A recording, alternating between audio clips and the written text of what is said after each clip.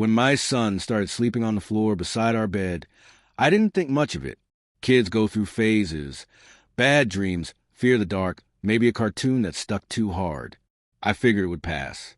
But after a few nights, I finally asked, "Buddy, why don't you want to sleep in your room anymore?" He didn't hesitate, just whispered, "Because someone comes in at night." I smiled, tried to reassure him. Just a bad dream. But he looked me dead in the eyes. I saw her, Dad. She just stands there, by my bed. That stopped me. I told my wife, Melissa, later that night. We chalked it up to nightmares, stress, maybe too much screen time. Still, just for peace of mind, I checked the security footage from a camera in Owen's room. One we'd installed after a break-in scare the year before, but hadn't looked at in months. At 2:03 a.m., I saw it. Someone was standing over his bed. I paused the frame. Zoomed in. My stomach dropped. My hands started shaking. It was someone we knew. We live in a quiet suburb outside Chicago. I work from home. Melissa teaches second grade. Our son Owen is 8, bright, gentle, a little shy. He reads more than he plays. Scared of thunderstorms. Won't even squish a bug. The kind of kid you just want to keep safe. Melissa's sister, Rachel, moved in last October. Fresh off a nasty divorce. Her husband had cheated, gambled, drained their savings. She was wrecked. We had the space. So we told her to stay as long as she needed. Family helps family. But Rachel wasn't the same. She'd always been impulsive, a little wild, but now she was hollow. Slept in late, went out late, barely spoke to Owen. We figured she just needed time. But there were moments. Owen flinching when she entered a room. Her standing in doorways, staring like she forgot where she was going. Once, I found her sitting alone in the dark kitchen.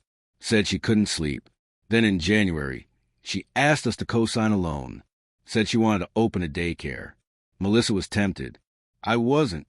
I reminded her what happened last time. Rachel shutting down, disappearing. Still, she's family. Melissa said she was trying. I asked for a few days to think it over. That same week, Owen started having nightmares. He dragged his blanket into our room and stopped talking about why. I told Rachel we couldn't co-sign. Blamed finances. She nodded, barely looked at me, said she understood. That night, Owen cried in his sleep. After seeing the footage, I didn't tell Melissa right away. I needed to be sure. I stayed up 2 nights watching from the home office. And there she was again. 2:17 a.m., Rachel. Standing by Owen's bed. Just standing. Still. Silent. The next morning, I asked Owen, "When you see her, does she say anything?" He nodded. Whispered. She tells me not to scream. That's when I told Melissa everything. At first, she didn't believe me. Thought I misunderstood, maybe exaggerated, until I showed her the video. She collapsed onto the couch. "What the hell is she doing?" she whispered. "I don't know," I said, "but she's not staying here another night."